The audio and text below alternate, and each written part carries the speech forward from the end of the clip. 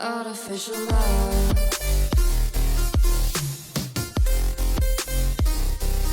Artificial love.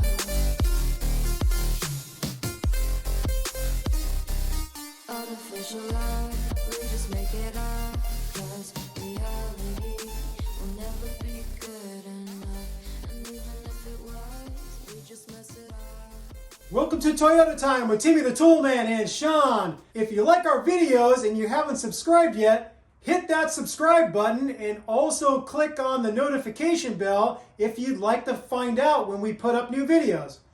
Today, what we're going to show you how to do is a valve cover gasket job on the Toyota 3.0 liter V6. It's the 3VZ-E engine.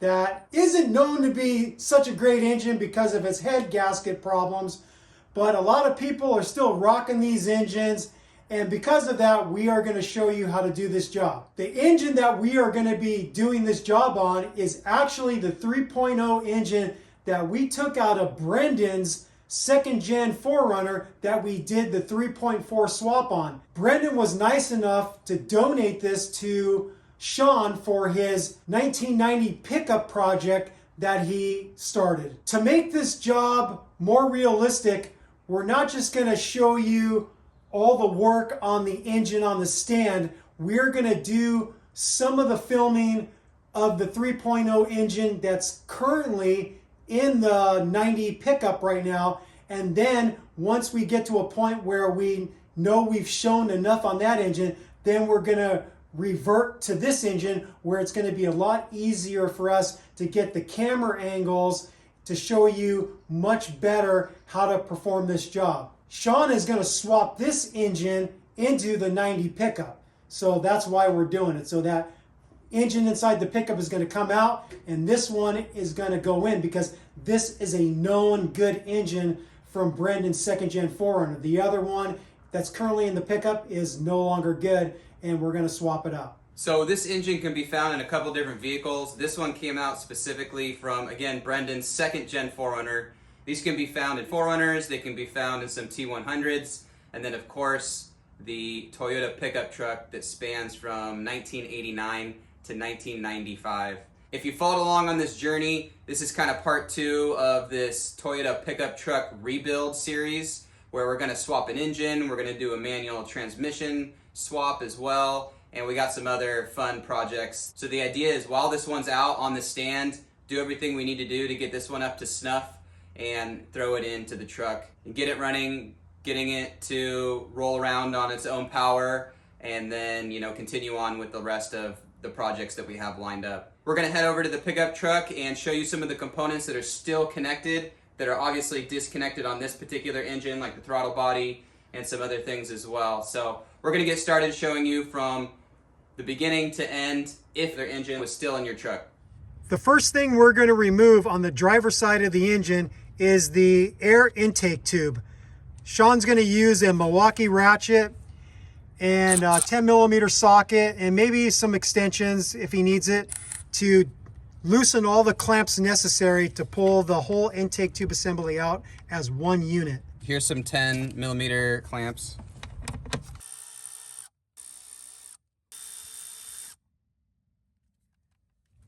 For this connection right here, it's a little tight to get in there with the Milwaukee ratchet. So Sean is switching to a 3/8 flex head ratchet with the 10 millimeter socket to loosen that clamp right there, right near the distributor.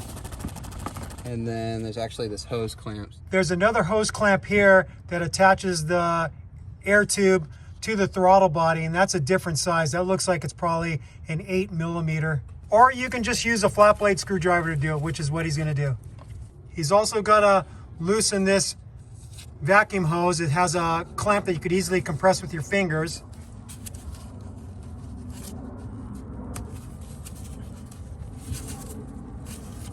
Twist that off the fitting. Split a little bit. Yeah, I got a new one, so it should be good. And that was interesting. Okay. Barely even haul on there. Put that over here for now. So he's working it off the throttle body end first.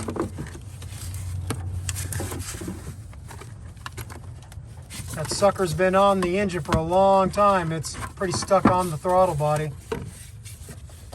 I got this out of the way, so hopefully I can get some leverage and twist it. There we go. It was pretty locked on there, that's for sure. It's looking pretty wet.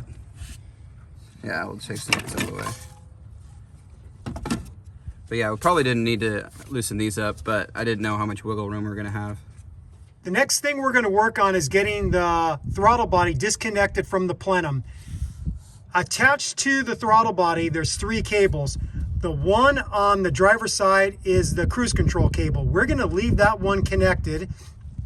The 2 that we're gonna disconnect is this transmission kickdown cable, and then the one below it is the throttle cable. We're gonna disconnect those, and then when we remove the bolts that hold the throttle body to the plenum, we're just gonna fold the throttle body back towards the driver's side, keeping this connected to get it out of the way so we can then get the driver's side valve cover out. So focusing on these cables, we're gonna play with this linkage a little bit. And with this cable, I can just like pull it with my own strength and sneak this little plug out.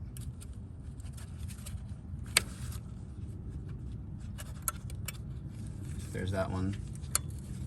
Next, we have the throttle cable. Similar story. We have to push this pin out. It's basically a lead end at the end of the cable that slides into a channel on the throttle body to capture it. So he's just working that lead end out. Yeah, so I pulled back all the way on that linkage. Oh, there it is. Okay. You just kind of pop it out, but you really have to like pull this back all the way to give enough slack. So we got that one out now. So the cheap method worked. We didn't have to disconnect the cable with the 2 14mm nuts. We got enough movement just by twisting the throttle, and Sean was able to get them out. So next, Sean is going to work on disconnecting this cable bracket and disconnecting it from here and here. And the idea is we're just going to be able to fold this back and keep these cables connected. He's also going to have to disconnect a couple vacuum lines on both sides of this bracket to be able to fold it backwards towards the passenger side. So nothing crazy here. Got just a 12mm on the end. I don't think you need this amount of extensions, but it looks cool. Yeah, the bolts themselves are not identical. You could probably switch them around and you get away with it. But what I'm gonna do is I'm just gonna put the bolts right back in where they belong so we don't lose them. Good idea. So the 2 shorter ones go to the bracket. Well, they're not shorter. I guess they are kind of shorter, but barely. This one just has an extra washer, actually. Oh, okay. Probably be the differentiator. Okay, let's have these hang out. So now we have this loose, but like Tim said, we have some vacuum lines that we're just gonna work off. Just pulling it. That one just kind of decided to come off that way. I don't know which end you want to go with, but kind of give it a tug and see if they're moving freely. And now we're going to get to a point where we could mix these up. So depending on how confident you are in getting these back in the right orientation, they're going to have the same path. So I'm not worried about it. I'm not going to mark these, but you can. Yeah, because they run parallel to each other and run to 2 other opposing parallel lines, I don't think you have to mark them. They don't cross over or under each other. They just stay parallel and connect up to the metal hard line. So it'd be hard to mess that up. But you could. But yeah, you could if you really tried. These were pretty pliable. So I was able to just barely tug on these and they came off. And so this is the intention here, right? We're just gonna kind of fold this out of the way and just let it hang out over here for the time being. If you found that you were struggling to get these vacuum lines disconnected, you could use a small pick tool to get in between the hose and the fitting to help work it loose. So with the throttle body, we have one electrical connector over here, and that one came off really easy for me, but you can see where you would press down on the back side and this would loosen up right there, allowing you to disconnect it. So that little push tab right there. We got a little vacuum line here, starting to twist it, and it was very loose, so it didn't really give us any grief. And we'll tuck that out of the way for now. And then we have some 12 millimeter, I believe. The throttle body itself is held onto the plenum by 4 12 millimeter bolts. There's 2 on top right there, and then if you go down below, you'll be able to see the other 2 on either side.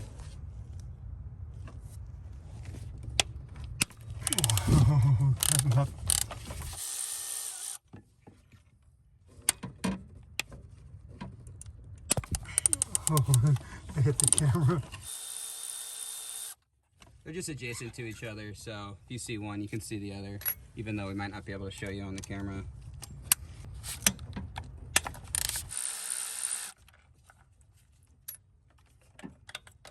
Sneaky? Oh yeah, we can get in there. Easy. Full extension. Now if you're disconnecting this, you're going to want to get a new gasket in here, because you don't want to reuse that. Now remember, there's coolant hoses going through there, so we have to disconnect those too. Yep. In order to get this fully free, we got these coolant hoses. I don't think you really need to drain your coolant. They'll just dribble out a little bit, but just be prepared with some paper towels in case it leaks a tiny bit. For this coolant line that we're going to disconnect, you can hit the clamps on either end. If you kind of like tweak this up, you can probably get in there pretty easily. It just depends on which route you want to take. We're going to take this route over here so we don't have to play with this. Luckily, the clamp itself on this coolant line is pointed in the right direction.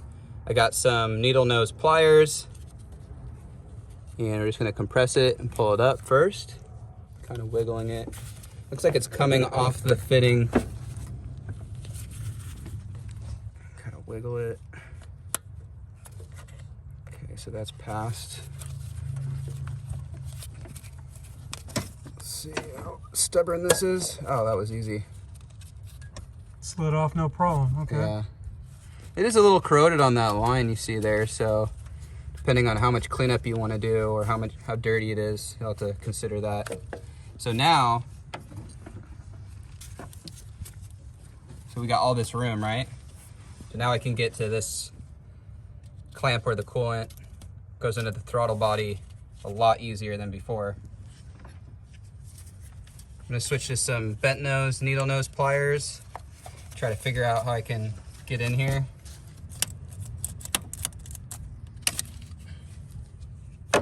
Okay. And this is probably a pick action for sure. Let me grab a pick.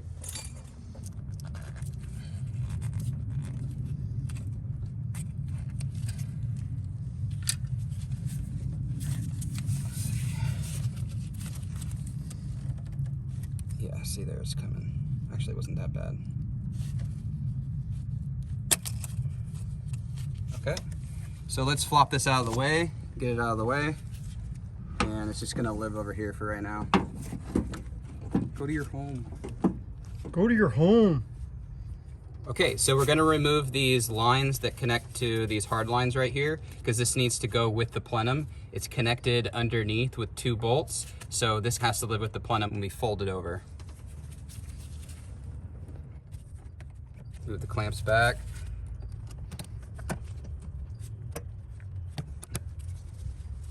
That goes to the fuel pressure regulator right there. And that line is really far, so that's gonna be interesting. It's like this long. Anyways. Oh, really? Super long. Maybe disconnected from this connection than they want on the other side. If it might be a smaller nipple, but who knows? I just did a little twist action on this one. That one comes off pretty easily. I don't think you'll have a hose clamp here like I do, but whatever kind of clamp you have, you'll have to loosen it. Okay, we'll start working these off, see how they feel. That one just pulls off. Those ones are easy. Now with these out of the way, probably twist this a little bit easier. Get some more freedom, and yeah, so back to the pick. Should have brought bigger pick tools for you, but oh well. Should make it work. It's always good to have the right tools though, that's for sure. That's why I got to bring Timmy the Toolman to the party. There it goes. That looks nice. Just like new. And lastly, this one. Just kind of work it around the connection, loosen it up. And yeah, now it's moving for me. I'm gonna try to, you guys see? Yeah, there it comes.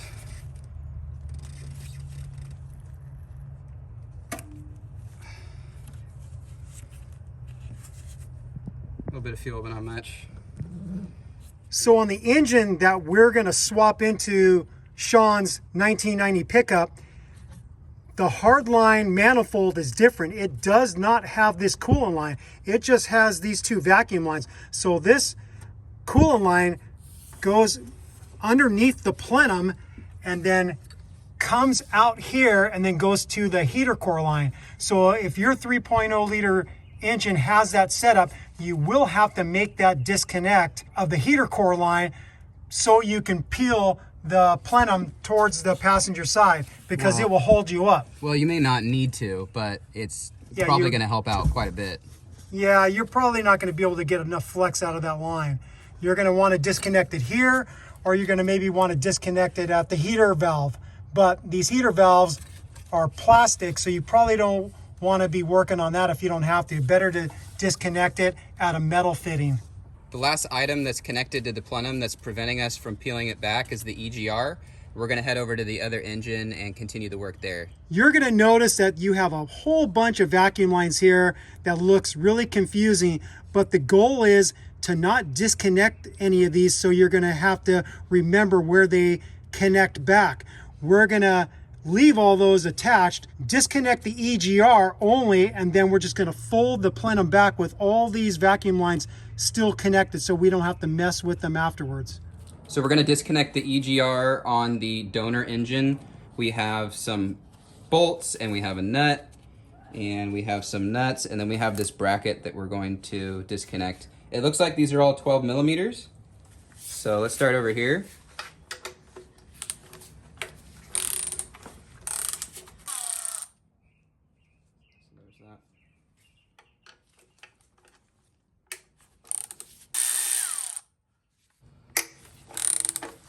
If you were in the engine compartment, I mean, I imagine you would probably have a setup if you wanted to use power tools like this.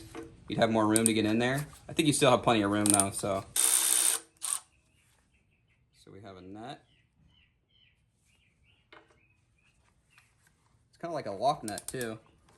Kind of like what you see on exhaust.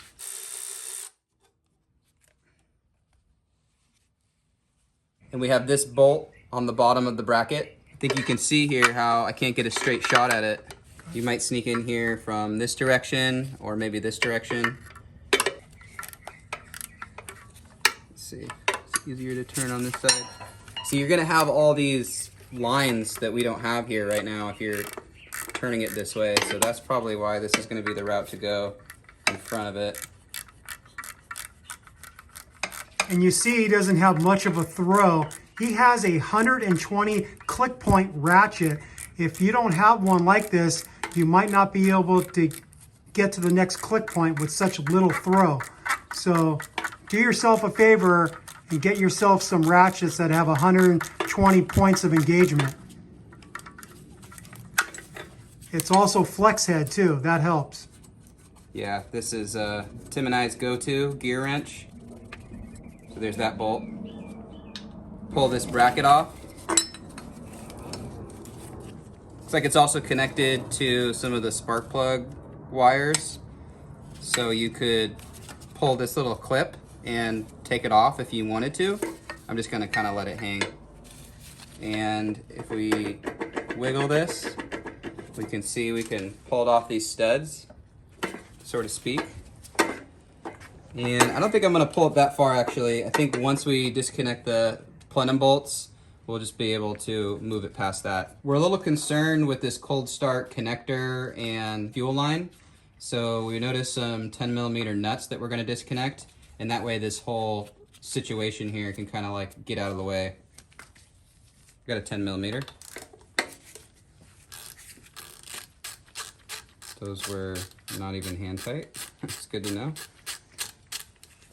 There should be enough play in the rubber line that this metal fuel line runs to so we can pull the cold start switch out of the plenum. That's what we're hoping. Again, getting on that straight. I'm not even on it yet. Is the connector in the way?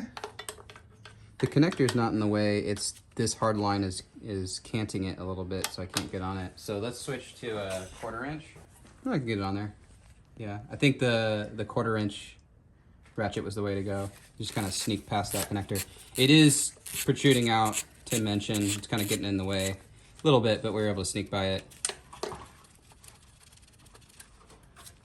Okay.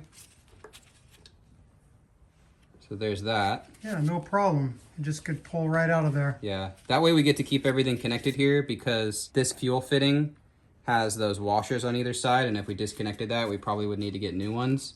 You always want to replace those with the fuel connections. So this is loose now, and we'll have more wiggle room. Our plan of attack, since this is a little bit stiff to kind of pull back, is when we disconnect the plenum bolts, we're gonna lever it up a little bit, push it out, and then kind of twist it over. So we have nuts on the front and the back, and then the bolts in the middle here. So there's 2 nuts and 6 bolts you got to remove.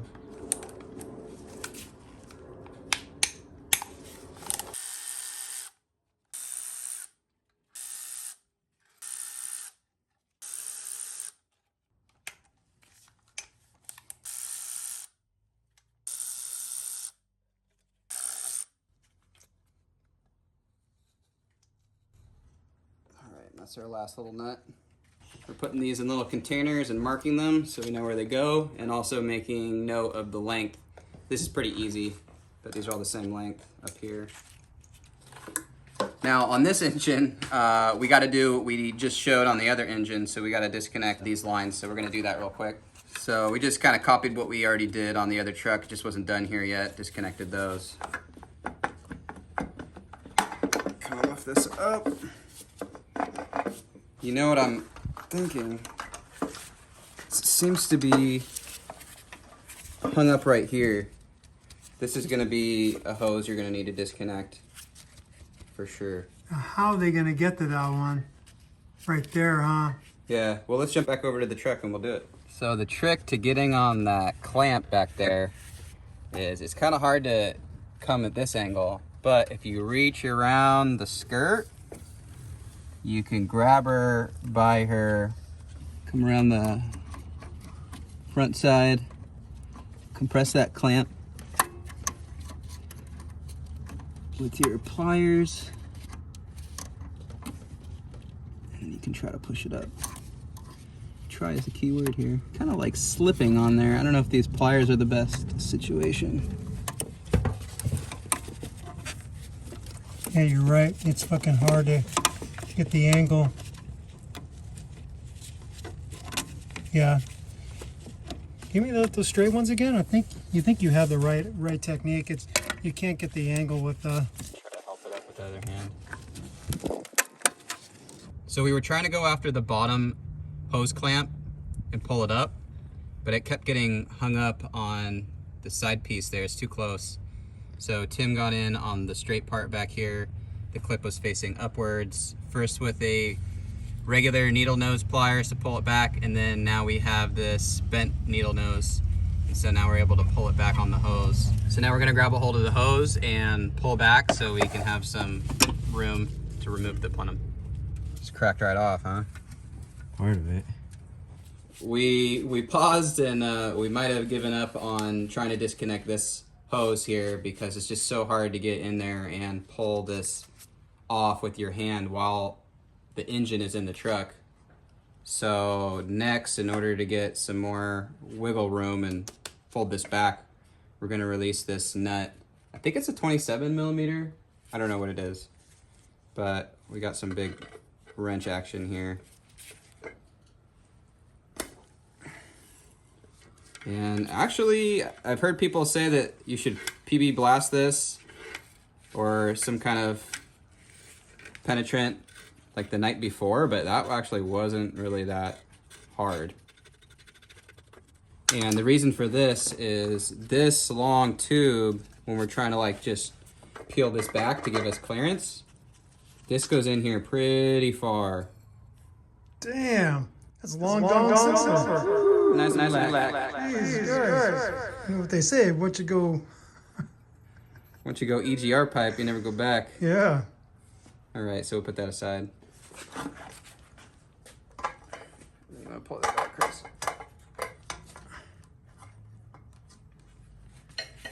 There's some hard line that doesn't want to allow it to peel back. What's going on the back It side is that. there? It is that one. It's the big line, yeah. It's the big line. It's a stupid line right here. And so with the engine inside the vehicle, when you reach in here to pull this hose free of the fitting that runs underneath the plenum, it's just really locked on there, and it's so tight you can't get any pick tools in there to work it free. So we're trying to figure out the minimal amount of steps you'll have to do to peel that plenum off the top of the engine. Now I'm curious that once the plenum is loose a little bit, if you twist it, will this clear that thing that we're running into?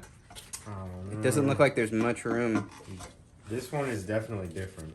But like this is what we were trying to do. We were trying to get this pushed up, and this is moving so freely. It's nice, and that's what we wanted to do on the other one. But it was touching this, and it wasn't letting us like pull it up correctly. So I don't know if something's going on with that engine, but once we pull it later, we'll be able to inspect it a little bit more. But moving forward, we're gonna take this hose off of there. Maybe they could get with a pick tool like that. Well, the idea was to take this clamp off and then, yeah, try to like get in here somehow. Gosh, it almost seems like it'd be worth it just to buy that hose again and cut it, unless there's like an easier way that we don't know about. But yeah, trying to work this pick tool underneath there would be a lot of fun, I guess is the word I'll use. Yeah, so you just have to pull your engine out to do a valve cover gasket job. Yeah.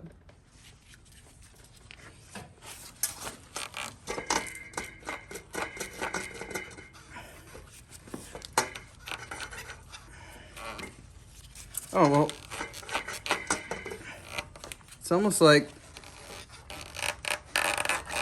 There it is. yeah, so I think if you can get that clamp up above this nipple, you can use the leverage of the plenum to pull it off. Maybe get in there a little bit with the pick tool just to loosen it up a bit. But yeah, see, now we can kind of flip this over, right? The other thing though is that you have the PCV. Yeah, you got the PCV valve down there. We should have disconnected the PCV hose right here where it connects to the plenum, and then this way that's going to be one less thing fighting you when you're trying to fold the plenum back over towards the passenger side.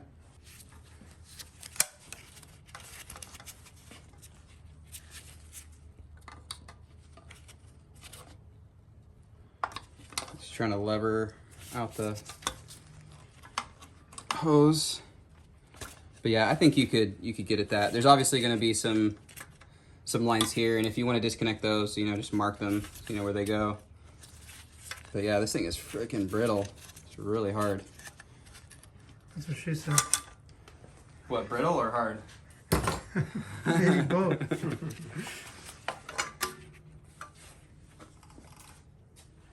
Now, is that going to fold back and not pull on anything? Yeah, I think actually, Tim, if you come on this side, this little rubber line probably wants to come off too, and then you'll have more freedom. That goes to the EGR filter. I can't remember what the name of that is, but that's part of the EGR system. So if this was like still connected, I think we'd be able to pull that off a little bit easier. Let me get a pick tool. You could just pop this whole thing off. You disconnected those vacuum lines and pulled it out of that clip. You could do that too. Yeah. So yeah, if you can just get in here and just get this one line, that could be the way to go. Oh, I heard it kind of release there. There we go. All right, so, oh, this one too. We got more lines. We're gonna disconnect this line. I don't know, you probably, if you're on the engine, you probably want to go for this side to be way easier to get at. The more hoses you disconnect, the more trouble you can get into. So again, just mark them if you need to. Yeah, you should mark these with some type of paint scheme, different paint colors, or you use some tape and you tape them and label the hoses on either side, on the hose and on the fitting, because this is just a jumble of hoses we're disconnecting here. So technically, I mean, this would be resting on the passenger fender on some of those components. And then now, you just need enough room to get your socket on these bolts that hold the valve cover to the top of the heads. So you're just going to have to pay really close attention and disconnect the vacuum hoses you need to disconnect in order to be able to flop the plenum over towards the passenger side. If you see that you're going to tug one off, then make sure you label it in some fashion so you'll know where it goes, because this is kind of guesswork for us because we're doing it on an engine on a stand and we don't know, once you fold the plenum over, are you going to pull out some of those vacuum lines that connect up to some of these different ports? Yeah, and some of those vacuum lines are as follows, like these three and these three right here as well. So, I mean, I think, you know, you could sort it out, but yeah, mark them. So for these valve covers, we have some stuff that's kind of going to get in our way, including the wiring harness loom, which is attached by a bolt or two on either side. We have the injectors themselves with the electrical connectors that will disconnect. And then also this 10mm ground strap. Yep. So go after that 10.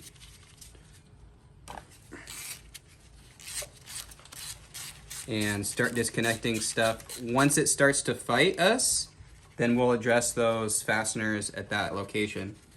So this is the first one back here, towards the back of the engine where the firewall is. Just put this bolt back in place. You saw me, I already disconnected that first, or the last injector, depending on how you look at it. Go after this next one. And, yep, push up on this little connector, and then you can pull up. So that's allowing us some freedom right there. And then if we go around this side of the harness, down here, probably what you'll have to do is remove your extension, depending on what kind of setup you have. It shouldn't be on there very tight. This is a lift point for the engine on the passenger side, where the engine wiring harness connects to. And the reason we need the engine wiring harness loom to be loose is because it wraps around the top of the passenger side valve cover, and it's just going to be hard to like sneak it in there. So just do yourself a favor and give yourself some room to work. Okay. And again, I'm just going to put this fastener right back into that area so we don't lose it. So we're able to lift up a little bit right here. So now the other fastener that's holding on the engine wiring loom harness is this one over here, still a 10. See, the idea is to disconnect as much as possible, but also as little as possible. And then we have some injector electrical connectors on this side as well.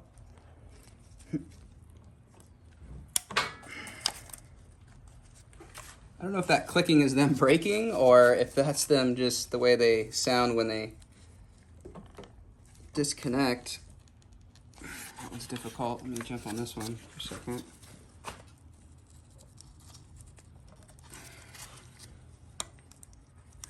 See if that one didn't make that noise. I don't know what this is for. Maybe for the knock sensor in there somewhere? I don't know. Oh yeah, that probably is the knock sensor. But yeah, let's undo this connector as well. And then this injector, this one was giving me problems. Twisted. Oh, there we go, I got it. So now we're gonna have freedom, especially on this side, to sneak the valve cover up and away. So next is the valve cover bolts themselves. We're gonna focus on the driver's side valve cover first. And with these two valve covers, there's actually 11 10mm bolts, so 11 in total. This side's the easier side to get to. You can probably get to it without removing the plenum. Here's the length of these bolts, so not too long, not too short.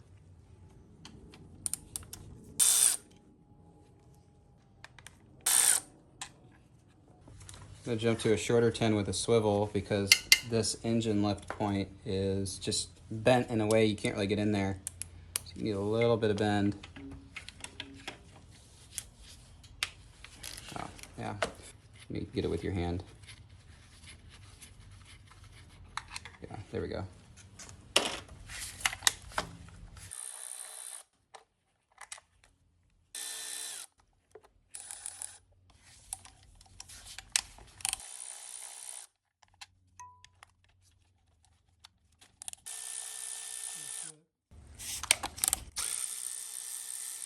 Yeah, so the swivel with the extension on this one, and the swivel with the extension next to the point where you lift the engine.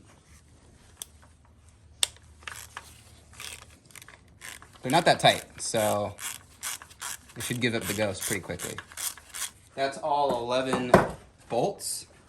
What I've heard is you might need to Be able to pull it off. give this a little knock. I think you gotta give it a little knock. This is plastic too. This isn't like cast aluminum like it is on the 5VZ. So this is something to be careful with. Yeah, it's pretty stuck on there Here, here. hold the camera. Let me get a feel of it. Oh yeah, you're right, man. Sucker. It's making a good seal, but it's still leaking back here. So if you get underneath here,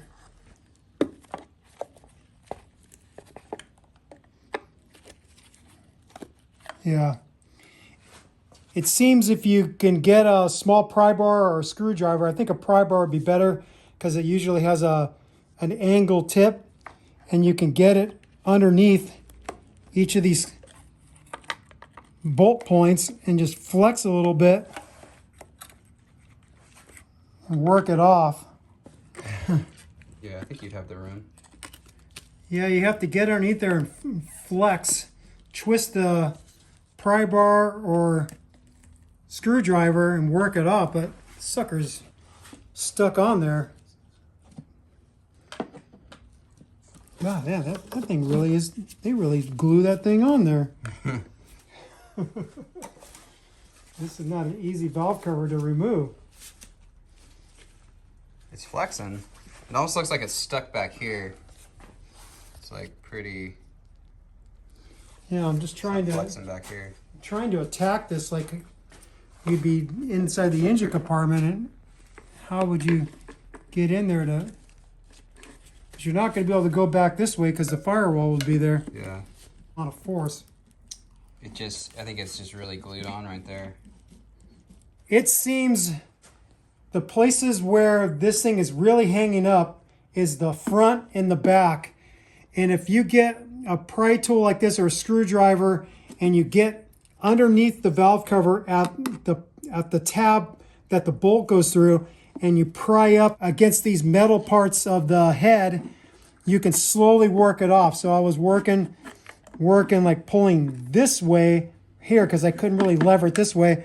And on this one, I was just pushing away from me, pulling up, and I finally got it free to the front. This is the harder one to get out. But now that you got this, now you can peel the whole thing up. You don't even need to, once you get one side, you just continue to peel. Yeah. So, yeah, maybe like Sean said, just lift up and peel from the front towards the back. Yeah, It's just really hung up on here. Yeah, I think it's common that it's good practice to put extra FIPG on Jeez. the top and the bottom here so it doesn't leak, because the plastic valve cover can warp. Sometimes people even replace those altogether. Yeah, you can see it. That thing was real. Oh, that's what it was. It Yeah, was so the. they put sealant That's in what. addition to the gasket. That's why it wouldn't come free.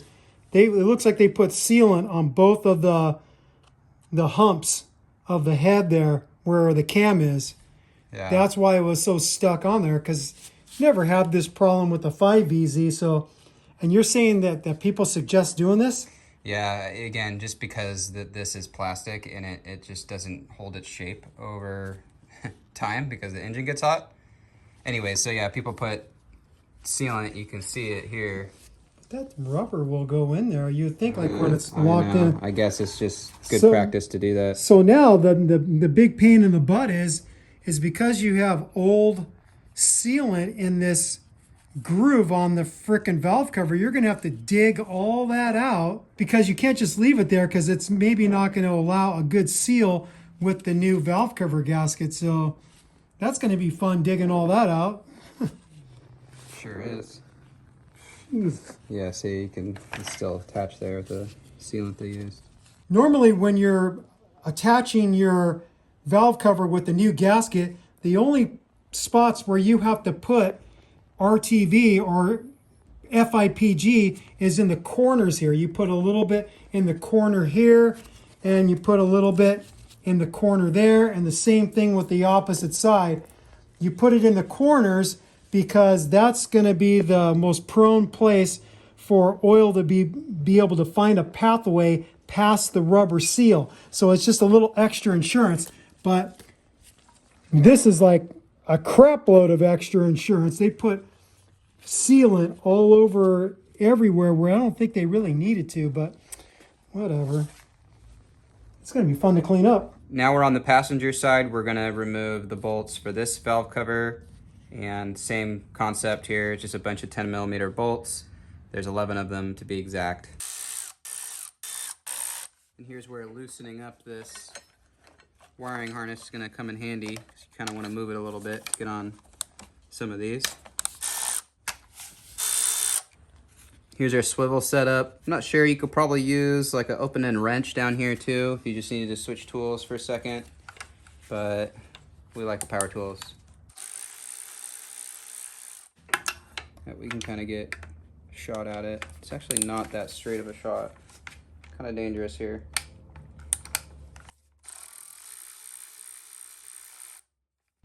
We pass go and we collected $200.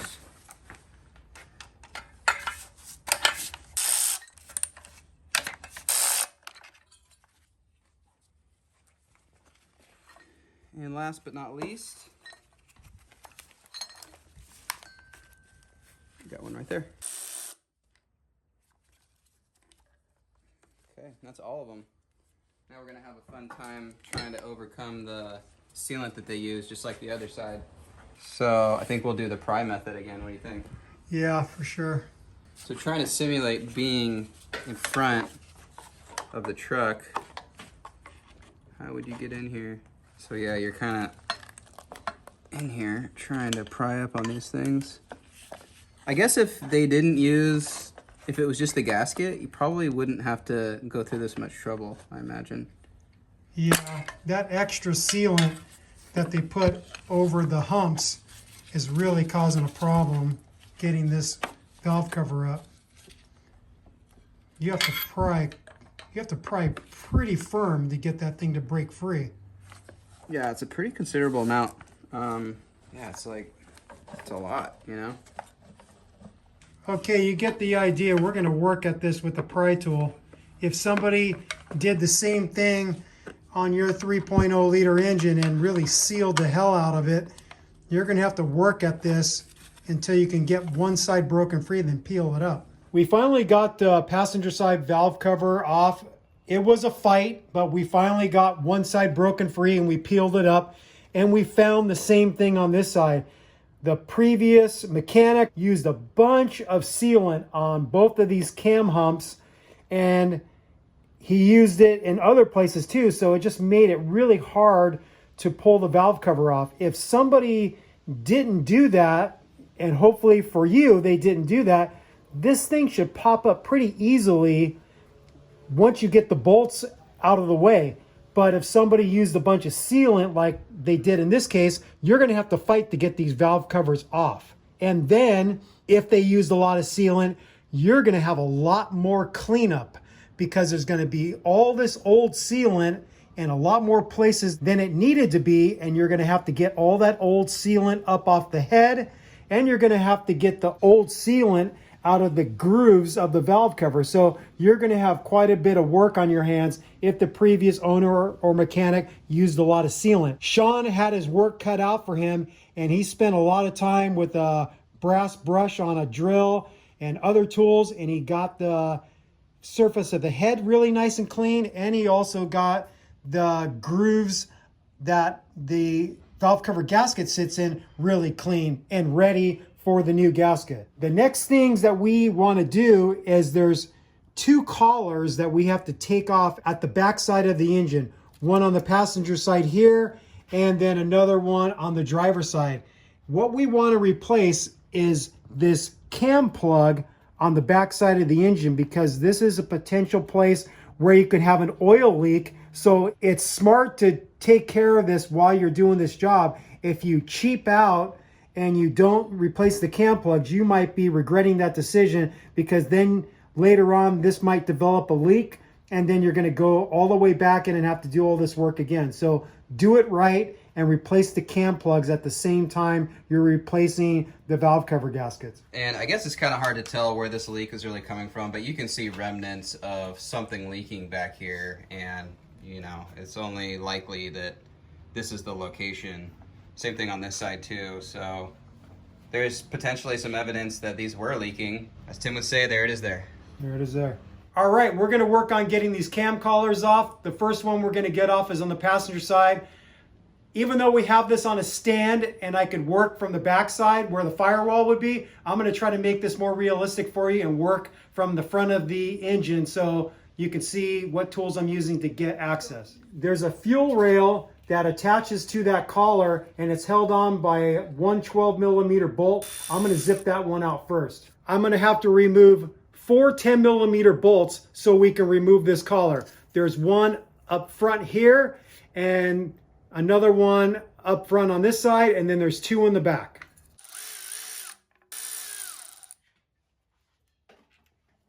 So far, the 2 closest to me are the same length. One of the rear ones is obviously longer. Let's see if the other rear one is also that long. This fuel line gets in the way of this bolt head just a little bit. Just pull it towards the front of the engine. You can get onto the head of the bolt. That's the same length as the other one in the rear. So the 2 in the rear are the same length but longer, and then the 2 in the front are shorter but also the same size. And they also all have washers, so don't lose that washer or leave it behind maybe. So now, how do you get these collars up? We already did some investigating on how we can do it, and what we came up with is if you have a decent sized pry bar, not too huge, about this size, maybe even a little smaller would work, and you could do a couple different options in order to protect the cam lobe. You can use a towel like this to pry against so you're not going to mar up the lobe. Or maybe you can wrap some tape around it, like some electrical tape, to make sure that you're not going to go metal on metal with the cam lobe, because you don't want to be prying right up against the cam lobe and damage it. Just using a towel wrapped up or a rag is going to be enough cushion, and then you can get underneath the lip and pry a little bit and loosen it. And then once you got it loose, you can pull it forward towards the front of the vehicle and get it out of the way. And you can see what it looks like, and the groove here where you would put sealant. Now this cam plug just sits in here. You could probably grab it with your fingers and you can pull it out, and you can see that the concave side, the side that has an open side, faces the camshaft. The flat side faces the rear of the engine, faces the firewall. If you found you were struggling to get this cam plug out, there is this retainer at the back of the engine. It's held on by 2 10mm bolts. And this is just so the cam plug couldn't jettison out the backside of the engine if you happen to not maybe have the cam collar on tight enough. You could get in here with a ratcheting box end 10 millimeter and remove that and then be able to have an easier time grabbing it. But most likely you shouldn't have to mess with this retaining strap. You should be able to leave it in place. You also notice that this one is loose because we loosened it, but yours won't be loose like that. It will be tight. Yeah, I could totally see how this could fight you, but there is the open lip right here, and you can get your fingers in there, or pry up with a pry bar again and pop it out. If you have to loosen up these straps a little bit, you can do that. And then hopefully, this is something that some guys do when they do this job and maybe they cheap out. Instead of buying a new cam plug that has a rubberized outer surface that makes a good seal with the head and that collar we just removed, guys will put sealant around this cam plug and then insert it. And what that's going to do is now create a situation where you're going to have old sealant in this groove on the backside of the engine, and you can imagine how much of a pain in the butt that's going to be with you leaning over with your head against the frickin' hood trying to get in there to clean that because it's way back against the firewall. So I always tell people that I don't think that's a good idea to put sealant on these cam plugs because it's really not necessary with the way they're made. All right, now we're going to get the cam collar off on the driver's side. It's obviously a little bit different. This looks more like the cam collars you would see on a 3VZ-E V6 engine, the one that's in the 3rd gen 4Runners and 1st gen Tacomas and some of the old Tundras. It's held on with just two 10 millimeter bolts. So again, with this one, you could use the same pry bar technique we used on the passenger side by getting underneath this lip with the pry bar and protecting the lobe of the cam with a rag. Another way you can do it is if you grab a channel locks and maybe you tape the serrated jaws so it doesn't mar up the cam collar, you can grab it from the side here and wiggle it a little bit and pull it up. So we already loosened this one up a little bit with the pry bar technique, but we just want to give you some options of how you can get this thing up. And then this cam plug, let's see if I could pry it up. Yep, I could pull it up with just my hand strength, and there you go. If you decided to loosen these 10 millimeter bolts for this cam plug retainer, that's what I'm calling it. I don't know exactly the official term. You're not going to have enough room, I don't think, to get in there with a socket, maybe a 1/4 inch with a short socket, but most likely you're probably going to have to get in there with a ratcheting box end 10 millimeter and just go by feel. The torque spec for these is 43 inch-pounds, but it's not that big of a thing. Choke up on a small ratchet or a small box end wrench and just snug them up good and call it a day. Just don't go crazy and break them off. So that concludes part 1 of this 3VZ-E valve cover gasket replacement on my 1990 Toyota pickup truck project. Join us in part 2 where we put everything back together and get this thing running. We'll see you there. Artificial love.